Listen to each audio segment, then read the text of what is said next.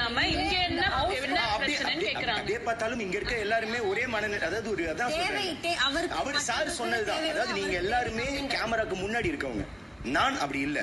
நான் கேமராக்கு பின்னாடி இருக்கவன். நான் எனக்கு யூடியூப் ஒரு பின்பம் கொடுத்துருக்கு, அது நான் இல்ல, அதை உடைக்க தான் இங்க வந்திருக்கேன். ஆனா நம்ம எல்லாரும் கேமராக்கு முன்னாடி இருக்கவங்க. அப்படி பார்க்கும்போது பட் எனிவே அது ப்ரொஃபஷன் தான வருது. அவர் என்ன பண்ணலாம் தட் ஏதோ டாஸ்க் இருந்தா இல்ல.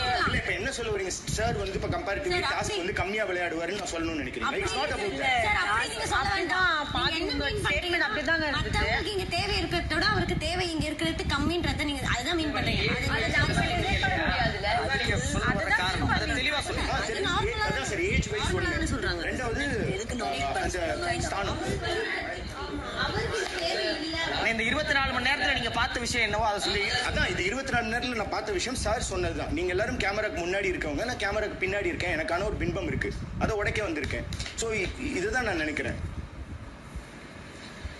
அது ஒரு ஸ்ட்ராங்கான ரீசனா இல்ல. ஒரு எவிக்ஷனுக்கு இது ஸ்ட்ராங்கான ஒரு சரி நேத்து நைட் நம்ம உள்ள வந்தோம், இன்னைக்கு மத்தியானம் ஆயிருக்கு. இதுக்குள்ள நம்ம எந்த டாஸ்க்குமே விளையாடல, எந்த விதமான விஷயமே இன்னும் ரூல்ஸ் புக்கே வரல. நம்ம எல்லாரும் ஆர்டர் பண்ணத